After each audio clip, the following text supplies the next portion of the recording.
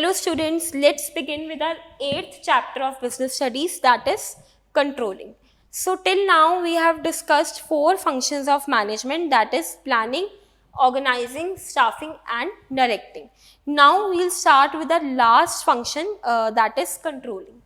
सो एक बार अगर प्लान्स बन जाते हैं, टारगेट सेट हो जाते हैं, स्टैंडर्ड्स जो हमने सेट कर दिए हैं and we have allocate the resources, authority responsibility relationships जो हैं वो भी हमने क्लियर कर दिए हैं, पर्सनस को असाइन भी कर लिया, रिक्रूट कर लिया, सिलेक्ट कर लिया एंड डेली हम उनको मोटिवेट भी कर रहे हैं अच्छा परफॉर्म करने के लिए, कम्युनिकेट कर रहे हैं, सुपरवाइज कर रहे हैं और उनको गाइड भी कर रहे हैं. तो लास्टली अब क्या आता है, कंट्रोल. दैट मीन्स कि कंट्रोलिंग में हम what we have to do कि जो भी हमने स्टैंडर्ड सेट किए हैं, जो एक स्टैंडर्ड परफॉर्मेंस हमारे बेंचमार्क्स थे उसके अकॉर्डिंग, उन स्टैंडर्ड्स के अकॉर्डिंग वो वर्क कर रहे हैं, उन बेंचमार्क्स के अकॉर्डिंग हमारी जो एक्चुअल परफॉर्मेंस है वो कितनी मीट कर रही है उन बेंचमार्क्स को. एंड अगर हमारी एक्चुअल परफॉर्मेंस जो है वो कम है बेंचमार्क से, हमारे स्टैंडर्ड परफॉर्मेंस से, तो वील एनालाइज कि वो डेविएशन जो थी वो कहाँ पे आई एंड कैसे हम उस डेविएशन को इम्प्रूव कर सकते हैं. तो जो भी हमारे प्लान्स कंट्रोलिंग में हम चेक करते हैं कि जो भी हमारा वर्क है वो अकॉर्डिंग टू प्लान्स हो रहा है या नहीं हो रहा है, अकॉर्डिंग टू टारगेट्स जो हमने सेट किए उसके अकॉर्डिंग हमारा वर्क चल रहा है या नहीं चल रहा. तो इसमें हम कंट्रोल करते हैं एफर्ट्स को. So importance of controlling is, firstly it helps in accomplishment of organisational goals. जो भी ऑर्गेनाइजेशन के गोल्स हैं, जो स्टैंडर्ड्स बने हैं प्लानिंग में, तो वो प्लान्स अगर कंट्रोल ही नहीं करेंगे तो वो प्लान्स जो हैं वो वेस्ट आएंगे. अगर हम अपनी एक्चुअल परफॉर्मेंस को मेजर ही नहीं कर रहे हैं, चेक ही नहीं कर रहे हैं कि स्टैंडर्ड्स के अकॉर्डिंग वो है या नहीं है, तो planning will be of no use. And जो हमारे गोल्स हैं वो हमने जो गोल्स प्लान किए हैं वो इम्प्लीमेंट नहीं हो पाएंगे बिकॉज हम प्रॉपरली कंट्रोल नहीं कर रहे हैं. दैट मीन्स अगर हमने गोल है हमारा कि 20% प्रॉफिट हमें इंक्रीज चाहिए, तो उसके लिए जो हमारा ये 20% का स्टैंडर्ड है ये हम अचीव कर रहे हैं या नहीं कर रहे हैं, ये हम कंट्रोलिंग में आके चेक करते हैं. तो controlling finally helps us in effective accomplishment of our goals. Then is it helps in judging accuracy of standards, कि जो हमने स्टैंडर्ड सेट किए थे वो एक्यूरेट थे या नहीं थे. दैट मीन्स कि वो एक्यूरेसी इन द सेंस कि वो कंपनी के अकॉर्डिंग वैलिड थे, क्या वो अचीव कर सकते हैं. एज पर टाइम जो होता है वो चेंज हो, business is dynamic so it keeps on changing. तो स्टैंडर्ड्स को भी टाइम टू टाइम रिवाइज करने की नीड होती है. तो वो किस स्टेप में हमें पता चलेगा, जब हम फाइनली कंट्रोल कर रहे हैं, अपनी एक्चुअल परफॉर्मेंस को मेजर कर रहे हैं, तो वहाँ पे हम ये चेक कर सकते हैं कि जो ये स्टैंडर्ड्स थे वो एक्यूरेट थे जो हमने प्लानिंग स्टेज में बनाए थे. If they are not accurate तो हम इनको रिवाइज करेंगे फिर से प्लानिंग स्टेज में. Then is third is making efficient use of resources. Resources को हम एफिशिएंटली कैसे यूज़ करते हैं, because we are controlling them. जो भी उनकी वर्कर्स हैं उनको उनकी डेविएशंस बता दी जाती हैं कि कहाँ पे वो डेविएट कर रहे हैं अपने एक्शंस में, कैसे वो करेक्टिव मेजर्स लेके अपने एक्शंस को करेक्ट कर सकते हैं.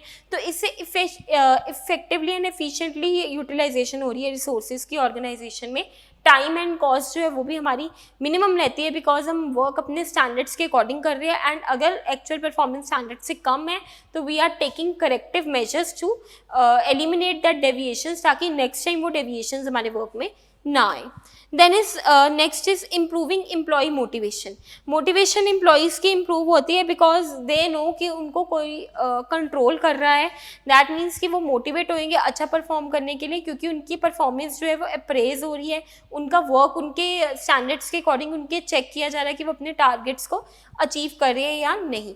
सिमिलरली जैसे रिपोर्ट कार्ड होता है उसमें बताया होता है कि कौन से एरियाज़ में आप लैग कर रहे थे, किन एरियाज़ में आपको एफिशिएंसी इंक्रीज़ करनी है.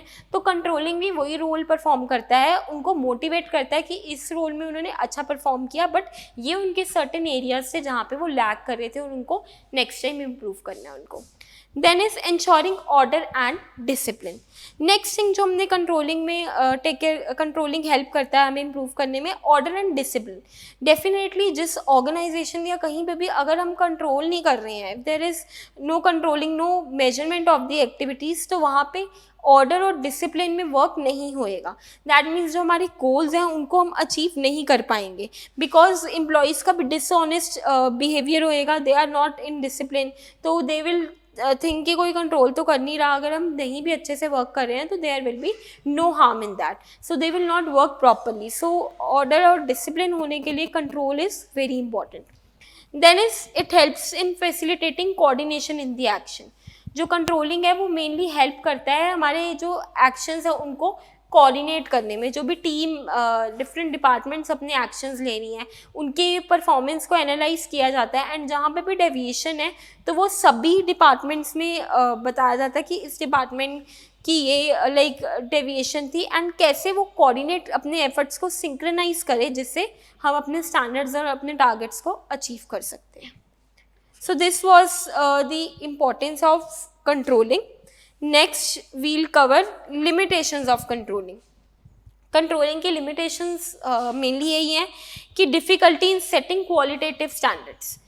क्वान्टिटेटिव स्टैंडर्ड्स जहाँ पे सेट होते हैं वहाँ पे हम इजीली एक्चुअल परफॉर्मेंस जो है वो कंपेयर कर लेते हैं स्टैंडर्ड्स के साथ, बट जहाँ पे क्वालिटेटिव स्टैंडर्ड्स अगर सेट हो जाते हैं तो वहाँ पे कंट्रोल करना is difficult. Qualitative standards means employ moral, his satisfaction. So ये इनका कोई नंबर्स नहीं होते हैं, सो इसलिए हम इनको मेजर नहीं कर पाते हैं एक्चुअली कि एम्प्लॉय का मोरल कितना था, कितनी सेटिस्फैक्शन थी. तो क्वालिटेटिव स्टैंडर्ड्स के केस में हमें डिफ़िकल्टी आती है उनको कंट्रोल करने में. Then is no controlling on external factors. External factors पे कोई कंट्रोलिंग नहीं होती. लाइक करंटली पेंडेमिक चल रही है, कुछ भी चल रहा है, ऐसे एक्सटर्नल फैक्टर्स पे हम जितने मर्जी हमने स्टैंडर्ड्स जो भी बनाया बट इनको हम कंट्रोल नहीं कर सकते. They are out of the control of the organisation. Then is resistance from employees. जो एम्प्लॉयज़ होते हैं वो भी बहुत ज़्यादा रेजिस्टेंट बन जाते हैं अगर उनको बहुत ज़्यादा कंट्रोल किया जाए. सपोज अगर सीसीटीवी कैमरास वगैरह इंस्टॉल किए जाएँ तो उससे एम्प्लॉयज़ नहीं उस चीज़ को लाइक करते, बिकॉज दे थिंक कंटिन्यूसली उनको मॉनिटर किया जा रहा है, जिससे वो बहुत ज़्यादा लाइक रेसिस्ट करते हैं ऐसे चीज़ों को. Then is costly affair. Controlling is definitely costly because काफ़ी ज़्यादा एक्सपेंडिचर इन्वॉल्व होता है एक्चुअल परफॉर्मेंस को मेजर करना, देन डेविएशंस को एंड कंट्रोल करना सभी एम्प्लॉयज़ को. So that is a costly affair. Then is nature of controlling. Controlling is mainly a goal oriented process. हम mainly control इसलिए करते हैं अपने particular goals को achieve करने के लिए. It is all pervasive. Whether it is top, middle, lower level or any organization, business, non-business, small, large, every organization requires controlling to control their efforts, to control their performance. Then is controlling is both a backward looking and forward looking function. Why it is a backward looking function because हम past की performance को control करते हैं कि कैसा perform हुआ, उसके results को एनालाइज करते हैं.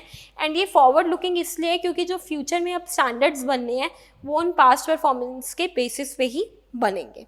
And last feature of controlling is that controlling is a continuous function. जो कंट्रोलिंग है ये ऐसा नहीं है कि हमने एक बार ही अगर अपने प्लान्स को, अपने टारगेट्स को अचीव कर लिया तो controlling is over. Controlling continuously होता रहेगा. जब प्लान बनेंगे, न्यू प्लान सेट होंगे, again there will be need to control them. So this was about we have covered till now importance of controlling. Then we have covered limitations of controlling and features of controlling.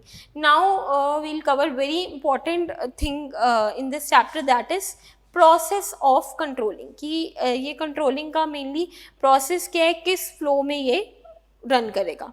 Then first step हमारा क्या होता है controlling में, setting performance standards.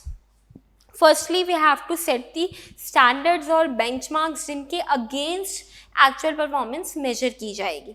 तो ये standards और benchmarks mainly जो होते हैं क्वांटिटेटिव और क्वालिटेटिव दोनों टर्म्स में ही हो सकते हैं. इट कैन बी क्वालिटेटिव और it can be in form of quantitative terms. And ये एक्सटर्नल और इंटरनल बिजनेस इन्वायरमेंट के अकॉर्डिंग जो स्टैंडर्ड्स होते हैं वो मॉडिफाई भी किए जा सकते हैं. अगर इंटरनल या एक्सटर्नल बिजनेस इन्वायरमेंट में चेंजेस आ रहे हैं तो हम उन स्टैंडर्ड्स को मॉडिफाई कर सकते हैं. बट जहाँ पे क्वालिटेटिव स्टैंडर्ड्स हैं वहाँ पे उनको मेजर करना ईजी नहीं होता, that's difficult. But in case of quantitative standards we can easily compare our actual performance with the standards. So standards mainly benchmarks होते हैं, टारगेट्स होते हैं जिनके अगेंस्ट हम अपनी एक्चुअल परफॉर्मेंस को कंपेयर करते हैं.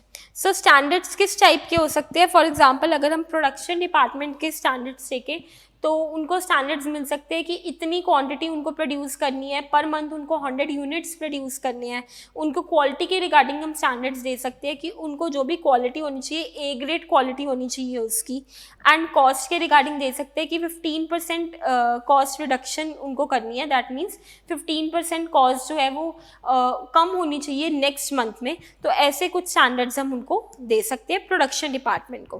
देन इस मार्केटिंग डिपार्टमेंट को हम क्या स्टैंडर्ड्स दे सकते हैं? मार्केटिंग डिपार्टमेंट्स में हम सेल्स वॉल्यूम का स्टैंडर्ड दे सकते हैं कि इतनी सेल्स होनी चाहिए मंथ में, 200 लीड्स होनी चाहिए, 200 क्लाइंट्स होने चाहिए। और we can give them sales expenditure कि इतना आपको स्पेंड करना है, लाइक 20,000 पर मंथ स्पेंड करना है, जो भी आपके सेल्स का एक्सपेंडिचर होएगा। और एडवर्टाइजिंग एक्सपेंडिचर की हम उनको लिमिट दे रहे हैं मार्केटिंग डिपार्टमेंट।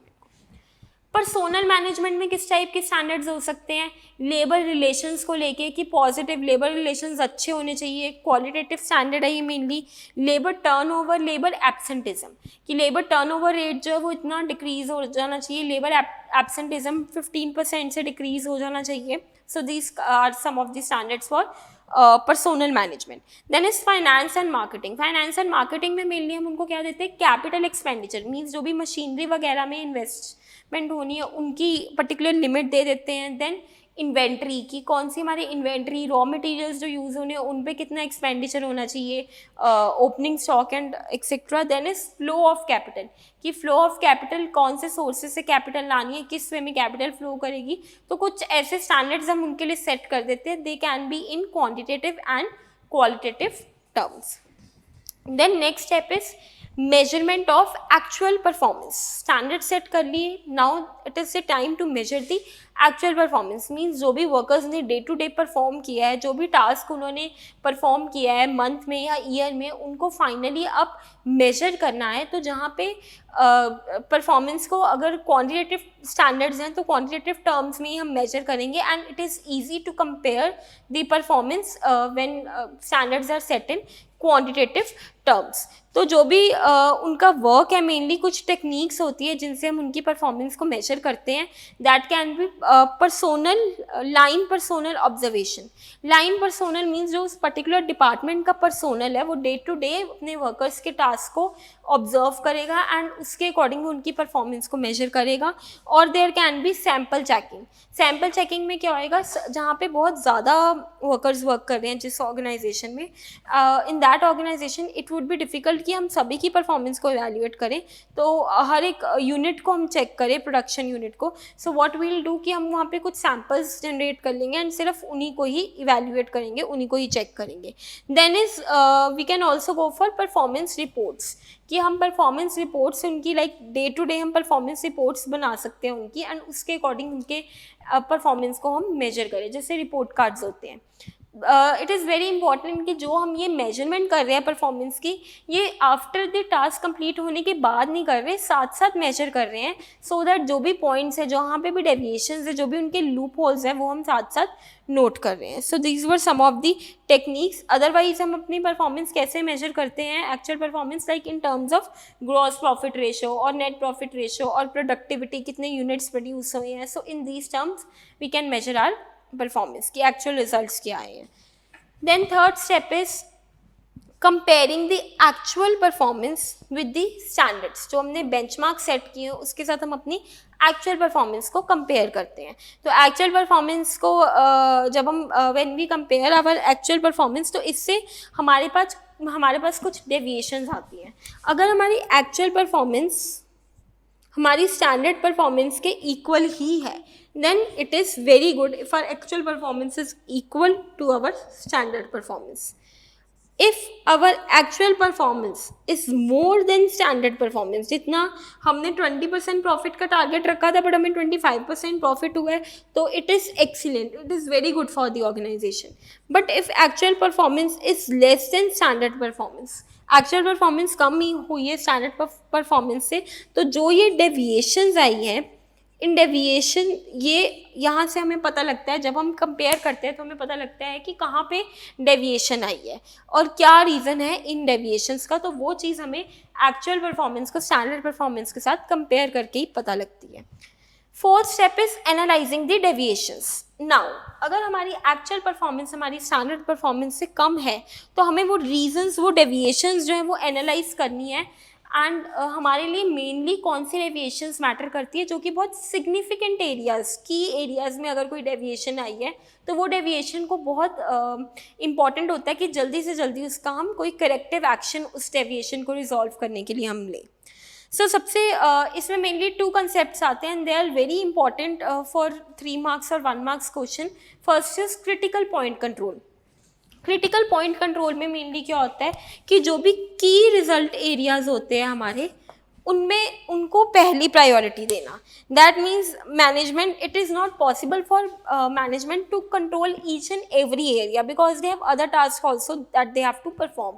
तो उनका मेन कंसर्न किस पे होता है कि डेविएशन अगर की रिजल्ट एरिया में आ रही है या क्रिटिकल पॉइंट्स पे आ रही है डेविएशन, तो उसको उनको कंट्रोल करना है, जिससे पूरी ऑर्गेनाइजेशन डैमेज हो सकती है, ऑर्गेनाइजेशन की फंक्शनिंग, अगर उनकी एरियाज में डेविएशन को कंट्रोल नहीं किया गया. फॉर एग्जांपल अगर लेबर कॉस्ट 5% से बढ़ रही है, it is more important thing कि लेबर कॉस्ट बढ़ रही है, that means labour are not working efficiently.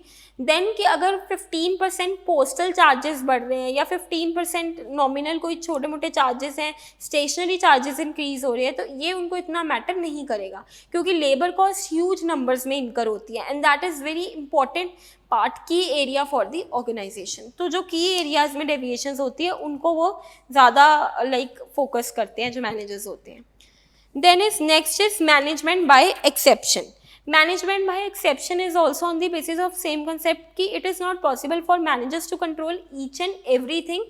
सो वो एक कुछ लिमिट सेट कर देते हैं कि अगर इतनी लिमिट में डेविएशन हो रही है हमारी एक्चुअल परफॉर्मेंस की स्टैंडर्ड से, देन इट इज़ ओके कि इतनी नॉर्मल लिमिट में डेविएशंस हो सकती हैं. बिकॉज जो भी स्टैंडर्ड सेट होते हैं तो वो स्टैंडर्ड्स हम प्रॉपरली प्रेमाइसेस मीन्स फोरकास्टिंग के बेस पे सेट करते हैं.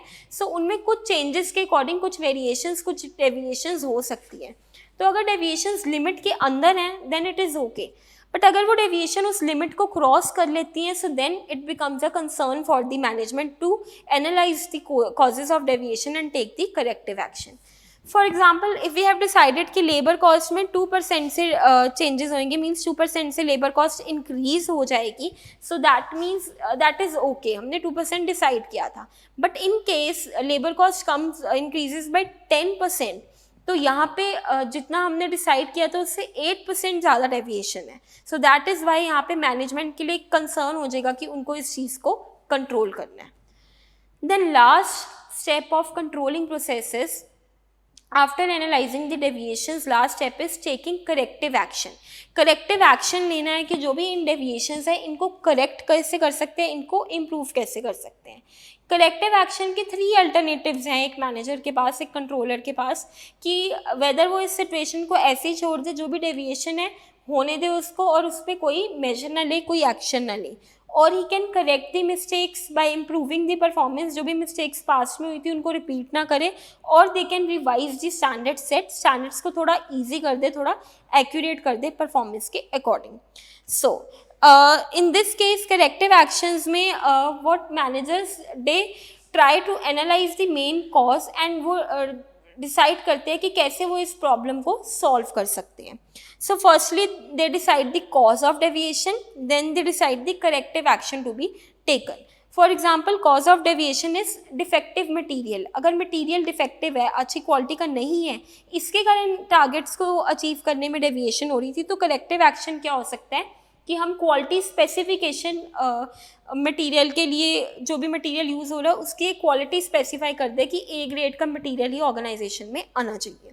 Then is defective machine. अगर मशीन डिफेक्टिव है तो हम इसके लिए क्या एक्शन ले सकते हैं, रिपेयर कर सकते हैं या फिर रिप्लेस कर सकते हो उस मशीन को.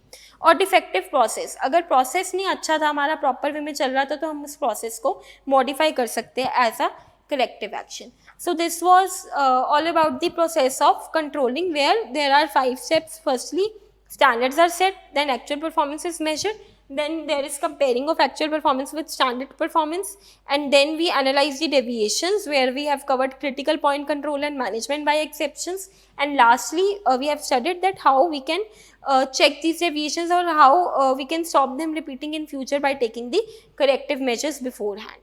So this was about this process of controlling. Now last topic of this chapter is relationship between planning and controlling. Planning and controlling both are interrelated, both are interdependent activities.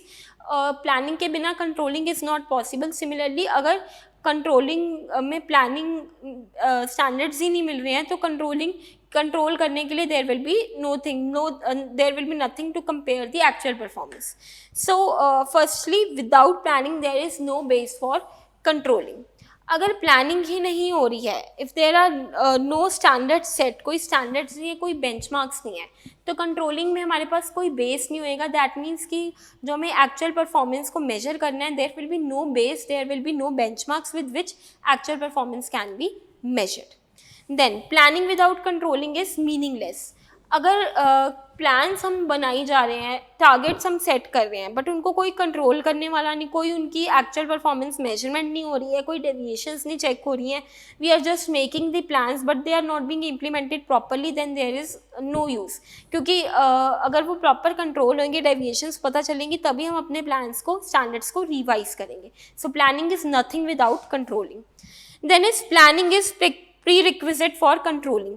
Planning is very important for controlling क्योंकि planning में ही standards बनते हैं. Without planning there will be no predetermined understanding.